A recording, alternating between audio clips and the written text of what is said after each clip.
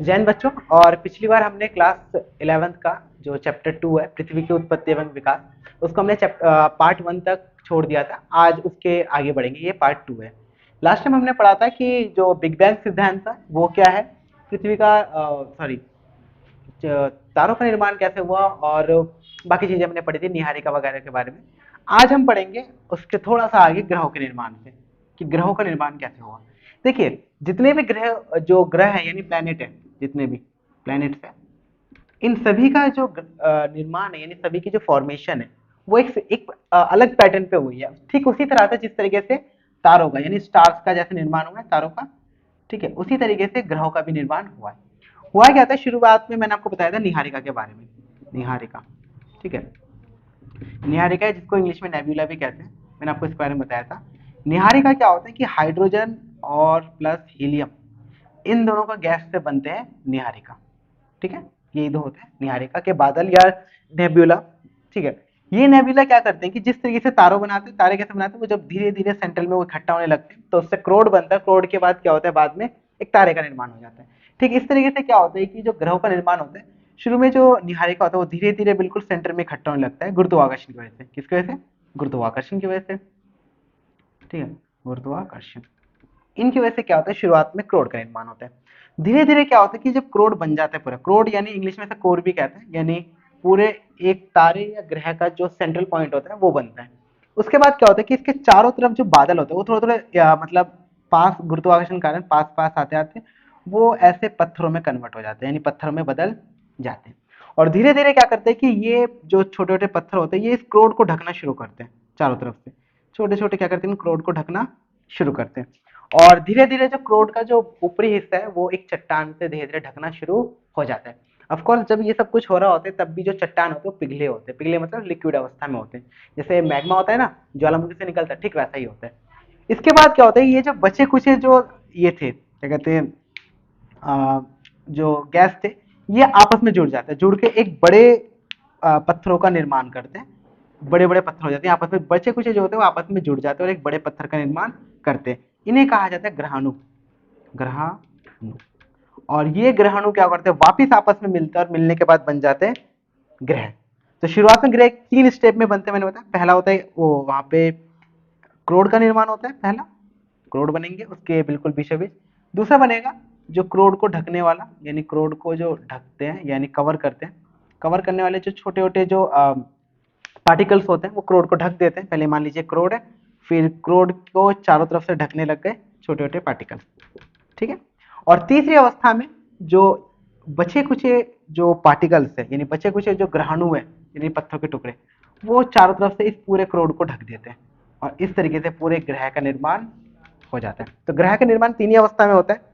पहली अवस्था क्रोड बनेगी, दूसरी अवस्था क्रोड को ढकने वाले छोटे छोटे जो पत्थर के चट्टान के टुकड़े होते हैं वो बनेंगे, और तीसरी और फाइनल स्टेज में क्या होता है, ये जो क्रोड होता है उसके ऊपर और भी जो चट्टान होते हैं जुड़ के एक बड़े ग्रह का निर्माण करते हैं। तो इस तरीके से बनते हैं हमारे ग्रह। ठीक है, वही अब दूसरा है हमारा क्या, पृथ्वी कैसे बना। ठीक है, तो अब देख लेते हैं पृथ्वी का निर्माण कैसे हुआ। देखिए, बाकी ग्रह की तुलना में जो पृथ्वी है इसकी थोड़ी सी जो फॉर्मेशन थोड़ी सी अलग है। अलग कैसे? पृथ्वी को लेकर सबकी अपनी अलग अलग राय है। कुछ लोगों का मानना है कि पृथ्वी सूर्य से टूट के बना है, कुछ लोगों का मानना है कि पृथ्वी एक्चुअली में किसी दूसरे तारे से टूट के बना है। ठीक है, तो सबसे पहले आता है एक सिद्धांत जिसको द्वितारा सिद्धांत कहते हैं। द्वितारा सिद्धांत, तारा सिद्धांत। ठीक है, ये क्या है, ये किसको लेकर है, ये है पृथ्वी के निर्माण को लेकर, पृथ्वी के निर्माण को लेकर, निर्माण को लेकर कि पृथ्वी का निर्माण यानी पृथ्वी बना कैसे। तो वैज्ञानिकों का मानना है कि पृथ्वी का जो निर्माण हुआ है वो हुआ है आज से 4.5 से 4.6 अरब साल पहले। एक अरब में 100 करोड़ होते हैं और 4.5 का मतलब होता है 450 से 460 करोड़ साल पहले पृथ्वी का निर्माण हुआ है। तो हुआ कैसे, होता क्या है कि आज से इतने साल पहले हमारा सन था, हमारा सन हो गया यहाँ पर, और ठीक इसी के पास से एक दूसरा सन यानी कह लो एक दूसरा तारा, स्टार, ये जस्ट पृथ्वी के पास से गुजरता है, ऐसे करके बिल्कुल साइड से जाता है। ठीक है, दूसरा बिल्कुल साइड से जाता है। अब जो दूसरा सन होता है उसका गुरुत्वाकर्षण इतना ज्यादा होता है, इतना हाईली होता है कि वो क्या करता है कि जो सन हमारा जो सूरज होता है, सूरज के कुछ टुकड़ों को मतलब अपनी गुरुत्वाकर्षण की शक्ति से कुछ टुकड़ों को बाहर खींच देता है, यानी बाहर तोड़ के बाहर ले आता है। ठीक है, इस तरीके से बाहर आ जाती है। ठीक है, और ये क्योंकि सूरज के पार्ट है और सूरज के गुरुत्वाकर्षण के और दूसरे तारे के गुरुत्वाकर्षण से वो बाहर टूट के आ गए। इस वजह से क्या होता है कि ये जो छोटे छोटे जो पत्थर के या चट्टान के टुकड़े या फिर आप कह लो जो जो भी उस टाइम पे जो भी पिंड था वो बाहर आता है, वो सूरज के चारों तरफ घूमने लगता है, और घूमते घूमते क्या होता है, पूरे सौरमंडल का निर्माण होता है, और इसी तरह से पृथ्वी का भी निर्माण होता है। ये आपको मैंने पिछले बार में बताया था, और अब भी इस तरीके से क्या होता है, पृथ्वी का निर्माण होता है। अब देखिए, पृथ्वी के निर्माण के बाद क्या होता है कि शुरुआत में जब पृथ्वी बनता है, बिल्कुल नया नया पृथ्वी बना है, तो पूरा का पूरा पृथ्वी जो था उस टाइम पे, यानी 4.6 से 4.55 साल पहले जो पृथ्वी था, पृथ्वी, ठीक है, ये हमारा मान लीजिए पृथ्वी, ये पूरा का पूरा एक आग का गोला था, आग का गोला।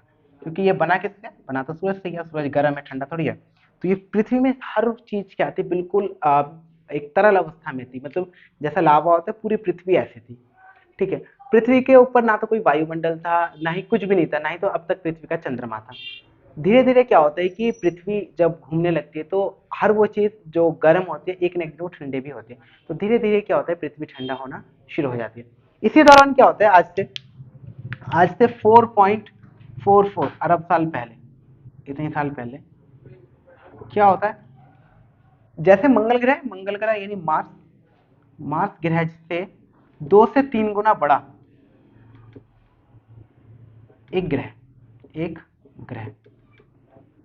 पृथ्वी से आके टकरा जाता है, पृथ्वी से आगे क्या होता है, टकरा जाता है। यानी आज से 4.44 अरब साल पहले क्या होता है, एक बड़ा सा ग्रह जो कि मंगल ग्रह से भी 2 से 3 गुना बड़ा है, वो आके पृथ्वी से टकरा जाता है ऐसे करके।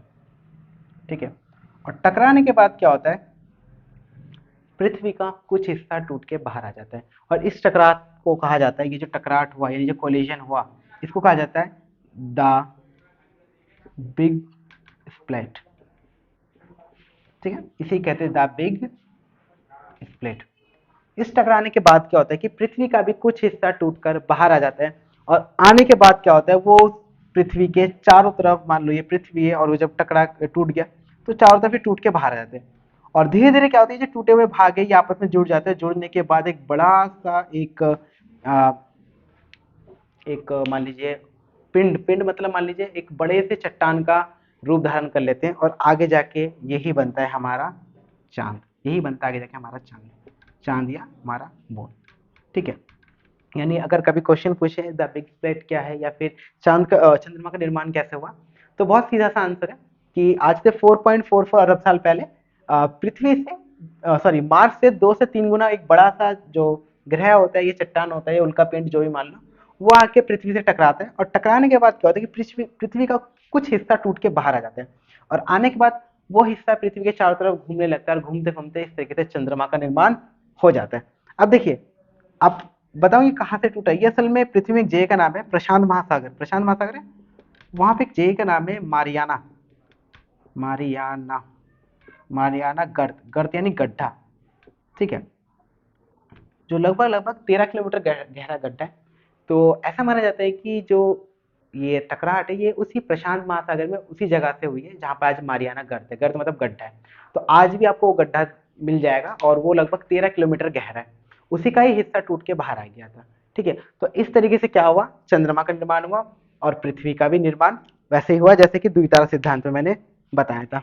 अब देखिए, जब पृथ्वी का निर्माण हुआ, मैंने शुरू में ही बताया, निर्माण के बाद क्या थी कि पूरी पृथ्वी कांच का गोला थी, एक फायर बॉल थी। ठीक है, फिर आता है कि फिर पृथ्वी में आज के टाइम पे हम पेड़ पौधे देखते हैं, पानी देखते हैं, और स्थल मंडल, ये जो जमीन है देखते हैं, ये कहाँ से आया, क्योंकि पानी तो था नहीं, पूरी पृथ्वी तो आग थी, तो पानी कहाँ से आया। तो पहला सबसे पहला टॉपिक कि स्थल मंडल कैसे बना, क्योंकि पहले इसकी जरूरत है, बाकी बाद में धीरे धीरे बन जाएंगे। तो वापस मैं पृथ्वी बना लेता हूँ, और ये मान लीजिए पृथ्वी है, और अच्छा, ठीक है, ये पृथ्वी है, आग का गोला है पूरा पूरा पृथ्वी। धीरे धीरे क्या होता है, पृथ्वी ठंडी होने लगती है धीरे धीरे। ठीक है, क्योंकि पृथ्वी पहले से ही मैंने बताया था, पृथ्वी के अंदर भी क्रोड ही है, जैसे बाकी के अंदर था वैसे पृथ्वी के अंदर भी क्रोड है, क्रोड या आप कह लो कोर। और कोर एक तरीके से एक ग्रह का इंजन होता है। ठीक है, जब वो घूमता है तब पूरा ग्रह भी घूमता है, तो कोर एक तरीके से ग्रह का एक इंजन ही होता है। तो धीरे धीरे क्या होता है कि पृथ्वी ठंडी होने लगती है। इस ठंडी होने के दौरान क्या होता है कि जो भारी पदार्थ होते हैं, जो भारी पदार्थ जैसे कि लोहा, ठीक है, ये क्या होता है कि पृथ्वी के अंदर चले जाते हैं। बहुत सिंपल है।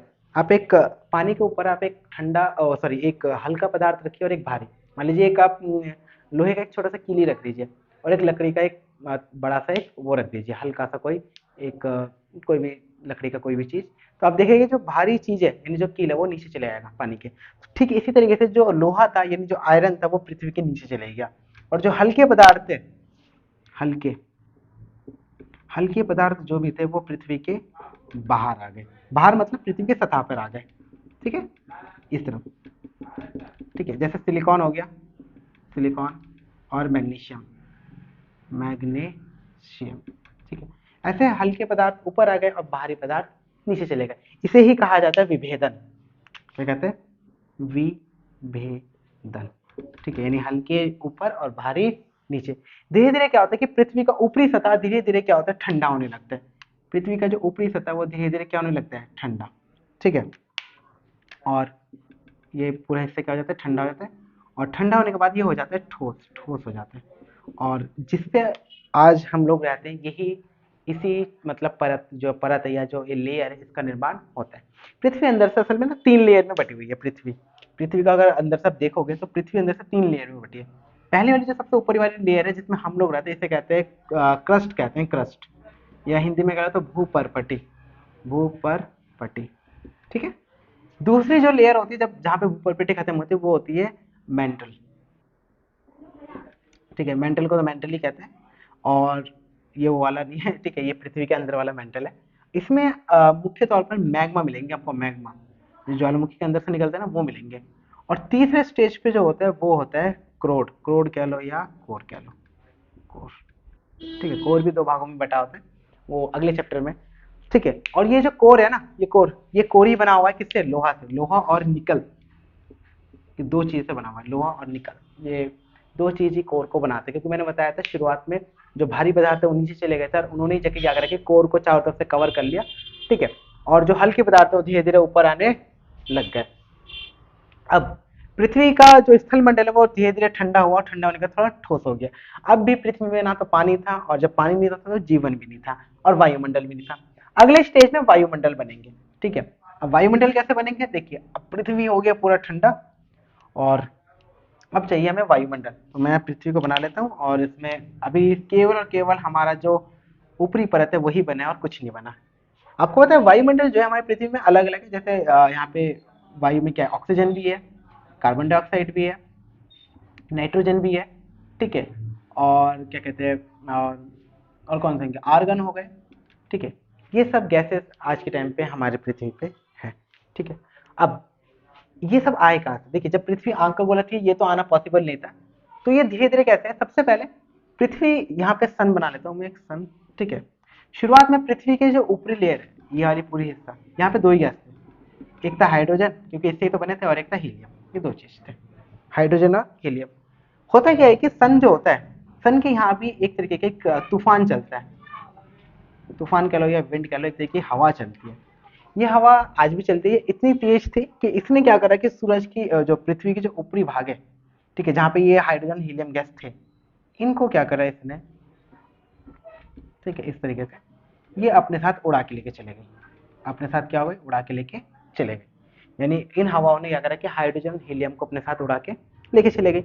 उड़ा ले जाने के बाद क्या हुआ कि यहाँ पे हाइड्रोजन हीलियम क्या हो गया, खत्म हो गया। तो मैंने हटा देता हूँ, हाइड्रोजन हीलियम क्या हो गया यहाँ से खत्म हो गया। अब भी पृथ्वी में कोई ज्यादा गैस नहीं थी, लेकिन क्योंकि पृथ्वी में उस टाइम पे बाहर से उल्कापिंड आ रहे थे, ऐसे उल्कापिंड बाहर से बड़े बड़े जो चट्टान होते हैं पृथ्वी का, अक्सर आपने सुना हो कि बड़े बड़े चट्टान आके गिरते हैं, इनको उल्कापिंड कहते हैं, ठीक है। ऐसे इस तरीके से ये आके गिर रहे थे। अब इसी दौरान क्या होता है कि हमारे यहाँ पे जो ज्वालामुखी थे पृथ्वी में, इस तरीके के ज्वालामुखी ये फट रहे थे, ठीक है। ये क्या हो रहे थे, फट रहे थे, और इनके अंदर से कुछ गैस निकल रही थी, जैसे CO2 निकल रहा था, और एक और मिथेन निकल रहा था, मिथेन, ठीक है। मिथेन हो गया या कार्बन डाइऑक्साइड हो गया, ऐसे गैस धीरे धीरे बाहर निकल रहे थे, और ये गैस क्या होता है धीरे धीरे यहाँ पे इकट्ठा होने लग गए, ठीक है। इसी दौरान क्या हुआ कि पृथ्वी का जो ऊपरी वायुमंडल है वो धीरे धीरे बनना वो शुरू हो गया। ठीक है, अभी ऑक्सीजन नहीं आया, ऑक्सीजन कैसे आएगा, ऑक्सीजन अभी आएगा जब मैं जलमंडल का बताऊंगा तब आएगा यहाँ पे ऑक्सीजन। तो धीरे धीरे जो हाइड्रोजन और हीलियम थे वो चले गए, और जो बाकी बचे गैसें जैसे कार्बन डाइऑक्साइड होगा, मीथेन होगा, सल्फर डाइऑक्साइड होंगे, ऐसे गैसें धीरे धीरे पृथ्वी में अपने आप को मतलब एक तरीके से होल्ड करने, यानी अपने आप को स्थापित करने की कोशिश कर रहे थे। धीरे धीरे क्या होता है कि पृथ्वी का वायुमंडल अपनी अवस्था में बनना शुरू हो जाता है। इसी दौरान क्या होता है, अगला आता है जो आता है जलमंडल। ठीक है, अब किसमें तो ज़्यादा डिटेल में है नहीं, तो मैं ज़्यादा डिटेल में जा नहीं रहा। ठीक है, जब आप थोड़ी सी आगे जाके आप ज्योग्राफी ऑनर्स वगैरह करोगे तो आपको ज़्यादा डिटेल में मिलेंगे फिजिकल ज्योग्राफी का में। तो अगला चाहिए हमें जलमंडल, यानी पानी कहाँ से है। ठीक है, अब देखिए मैंने अभी बताया कि जब ज्वालामुखी से फट रहे थे, पृथ्वी के अंदर से जो भी ज्वालामुखी थे वो खूब फट रहे थे, तो ज्वालामुखी के अंदर से क्या होता है कि मीथेन भी निकल रहा था, मीथेन तो निकल ही रहा था। ठीक है, कार्बन डाइऑक्साइड भी निकल रहे थे, और जो राख होती है यानी धूल कण होते हैं, धूल भी निकल रहा था। इन्हीं के साथ एक और चीज निकल रहा था, जल वाष्प। जल वाष्प, जल वाष्प मतलब वाटर वेपर। अक्सर ऐसा कहा जाता है कि केवल पृथ्वी में पानी नहीं है, गलत है। पानी हर ग्रह में, लेकिन पृथ्वी में जो पानी है वो तरल अवस्था में यानी लिक्विड अवस्था में। आप जुपिटर या फिर सैटर्न वगैरह में देखेंगे, यानी शनि ग्रह में, वहाँ पे जो पानी है वो बर्फ के रूप में। ठीक है, तो हमारे यहाँ पे पानी क्या था, यहाँ पे था, लेकिन शुरुआत में ये जलवाष्प के तौर पर, यानी ये एक तरीके से गैस के तौर पर था, पानी गैस के रूप में। फिर क्या होता है कि जब ये ज्वालामुखी फटते हैं तो जलवाष्प बाहर निकलते हैं, और बाहर निकलने के बाद क्या होता है, ये वायुमंडल में आ जाते हैं। क्या आते हैं, जलवाष्प। जलवाष्प के अंदर क्या होता है, पानी। ठीक है, पानी। इस दौरान मैंने आपको बताया था जो ज्वालामुखी गिर रहे थे पृथ्वी के ऊपर, इन ज्वालामुखी के अंदर भी जो पानी होता था, और ये पानी जो होता था ये भी गैस की अवस्था में होता था। तो ये आके पृथ्वी से टकराते थे, और टकराने के बाद क्या हुआ कि जो वायुमंडल में वो जलवाष्प आ गए धीरे धीरे। ठीक है, और धीरे धीरे इन्हीं जलवाष्प ने बनाना शुरू कर दिया अगले स्टेज में बादल। और बादल होने के बाद फिर लगातार बारिश हुई, कई लाखों करोड़ों साल तक बारिश हुई, और पूरी की पूरी जो पृथ्वी है ये पानी में ढक गई। कोई स्थल मंडल नहीं था, जो स्थल मंडल था वो सारा सारा किस में आ गया, पानी में ढक गया। इतनी बारिश हुई, और आगे जाके इन्हीं पानी से क्या बने, हमारे सागर और महासागर बने। ठीक है, महासागर बने, और धीरे धीरे क्या हो गया, हमारे बड़े बड़े महासागर, चाहे वो अटलांटिक महासागर हो, प्रशांत महासागर, किनका निर्माण हुआ, महासागरों का। ठीक है, जिसे पहले पेंथलासा कहते थे, और महासागरों का निर्माण हुआ। अब महासागर बन गए, हमारे पास स्थल मंडल भी बन गया, वायुमंडल भी बन गया। हाइड्रोजन हीलियम गैस के हट जाने के बाद बना वायुमंडल। और अगर हाइड्रोजन हीलियम गैस नहीं हटते सौर पवन की वजह से, तो शायद बाकी गैस यहाँ पे नहीं आ पाते। फिर जलमंडल बना पानी के द्वारा ना। अब आते जीवन की उत्पत्ति। जीवन की उत्पत्ति के साथ ही जुड़ा हुआ है क्या कहते हैं, ऑक्सीजन का। देखिए ये एक बहुत फेमस है, जहाँ पे जल है वहां जीवन है, जल ही जीवन, यानी जहां जल है वहां जीवन। आपको जहां भी पानी मिलेगा आपको जीवन मिलेगा ही मिलेगा। तो धीरे धीरे क्या होता है कि आज से 370 करोड़ साल पहले जब महासागर बन गए थे, 370 करोड़ साल पहले जब महासागर का निर्माण हो चुका था, होता क्या है कि मैं इसे हटा देता हूँ क्योंकि पानी वाले ये पार्ट चाहिए। ठीक है, 370 करोड़ साल पहले क्या होता है कि महासागर के अंदर पहली बार एक कोशिका का जीव बना। एक कोशिका मतलब सिंगल सेल, एक कोशिका, कोशिका या इंग्लिश में सिंगल सेल, ये प्राणी बना। धीरे धीरे क्या हुआ कि देखो जीवन का एक अपना एक नियम ये है नेचर का कि वो हमेशा प्रकृति के अनुसार खुद को ढाल लेती है, जैसी प्रकृति वैसी जीवन। धीरे धीरे क्या हुआ कि एक कोशिका के जीव मल्टी को मतलब दो कोशिका, फिर उससे क्या हो गया बहु कोशिका में बदलने लगे। और धीरे धीरे जो जीवन की जो शुरुआतें होने लगी कहाँ हुई, महासागर के अंदर। क्योंकि जो महासागर के बाहर था यहाँ पे वायुमंडल तो था, वायुमंडल था ऐसा नहीं है, लेकिन यहाँ पे अब भी नाइट्रोजन, नाइट्रोजन, ऑक्सीजन, और सबसे इंपॉर्टेंट, सबसे जो इंपॉर्टेंट है, इन सबसे इंपॉर्टेंट वो है ओजोन, यानी O3, ओजोन कहते हैं। ठीक है, ओजोन सबसे ज्यादा इंपॉर्टेंट है, ये नहीं था। ठीक है, अब इन्हें आना बाकी था।